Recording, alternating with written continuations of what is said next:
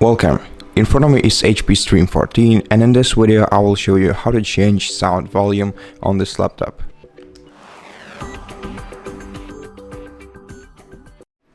So the first way to do this is to click on the three icons you can see on your status bar and then move the slider, the lower one, either to the left to decrease the sound volume or to the right to increase it.